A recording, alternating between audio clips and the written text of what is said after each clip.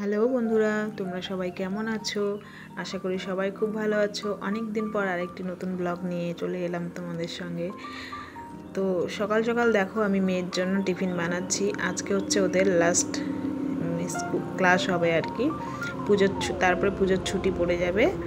তো সকালে ও বায়না করছিল যে ওকে নাকি এগরোল বানিয়ে দিতে হবে, তো এগরোল বানিয়ে দিলাম, দিয়ে আমি স্কুলে বাসে তুলে দিয়ে আমি টিফিনটা করে নিলাম। আজকে হচ্ছে আমি আমার ছোটো মেয়েকে আনতে যাব, কারণ অনেক দিন থেকে আমার মেয়ে মানে বাপের বাড়িতে আছে, ওর মামার বাড়িতে গেছে, নিয়ে আসবো, ওকে আনতে যাব। তো সকাল সকাল আমি সম্পূর্ণ কাজ সেরে নিয়ে স্নান ধান সেরে তারপরে ভাই আসছিলো, ভাইকে বললাম চল আমাকে নিয়ে চল বাড়িতে, কেননা ছোটোটাকে আনতে হবে, অনেক দিন ধরেই ও মামার বাড়িতে আছে। আর যেতে যেতে ভাবলাম আমার বাপের বাড়ি যাওয়ার রাস্তাটা তোমাদেরকে দেখাই। তো দেখো যাওয়ার সময় এই যে আন্ডারপাসটাতে আমাদের জল লেগে গেছে, এখানে একটু বৃষ্টি হলেই জল লেগে যায়, মানে গাড়ি পারাপার হওয়ার খুবই অসুবিধা হয়। আর সাইডে দেখো এই চা বাগান, কত সুন্দর লাগছে চা বাগানগুলো দেখতে।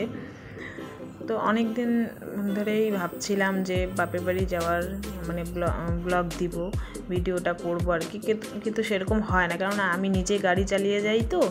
তো গাড়ি চালিয়ে গেলে আর ভিডিওটা করা হয় না, আর বাচ্চারা পিছনে বসে, ওরা তো আর মোবাইল ধরতে পারে না। আর আজকে ভাই ছিল বলেই আমি ভিডিওটা করতে পারলাম।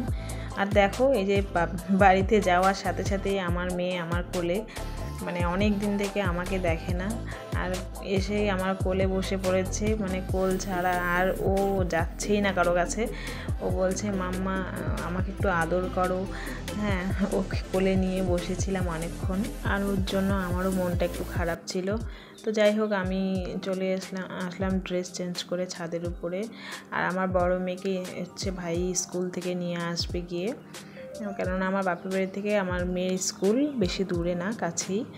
আর ছোটো মেয়ে আমার পিছনে পিছনে আবার চলে এসছে ছাদের উপরে। চলো ছাদ থেকে আমি এখন আমার বাড়ির চারপাশটা দেখাই। দেখো সবুজ চা বাগান।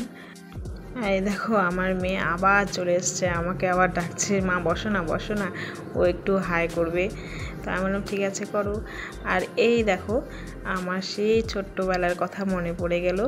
এই দেখো কে কে খেয়েছো ছোটোবেলায় এই পেপসি, সামনে দিয়ে রাস্তা দিয়ে যাচ্ছিলো। তো আমি বললাম চলো আজকে তাহলে খাওয়া যাক, আমার মেয়েদেরকেও খাওয়াই। যে আমার মেয়েদেরকে বলছিলাম যে আমরা ছোটোবেলায় এগুলো খুব খেতাম, তোরাও খা দেখ। আর একটু গরম ছিল, তো আর এই গরমের জন্যই ভাবলাম যে চলো সবাই মিলে তাহলে পেপসি খাই। চলো তাহলে দেখি দুপুরে মা কি রান্না করেছে। দেখো আমরা আসবো ওই জন্য মা খাসির মাংস রান্না করেছে, বাবা বাজার থেকে নিয়ে এসছে। তো সবাই মিলে দুপুরে এই মাংসটা দিয়ে খাওয়া দাওয়া হবে। আর দেখো এই যে এগুলো হচ্ছে কি চেনো সবাই, কে কে চেনো বলো? এগুলো হচ্ছে চা গাছের চারা, চা পাতা গাছের চারা। এগুলো আমাদের কতগুলো চা পাতা গাছ মারা গেছে, তো সেগুলোর পরিবর্তে যে এগুলো লাগানো হবে সেজন্য নিয়ে এসছে। তো দেখো আমি ভাবলাম যে চলো তোমাদেরকে একটু দেখাই।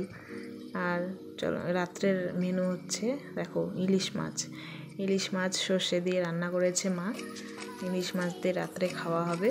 তোমরা কে কে ভালোবাসো ইলিশ মাছ বলো।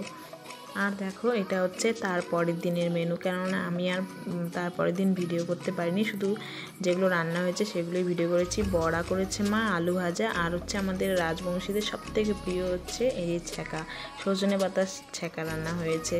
তো চলো এখান থেকেই শেষ করছি ব্লগটা, টাটা।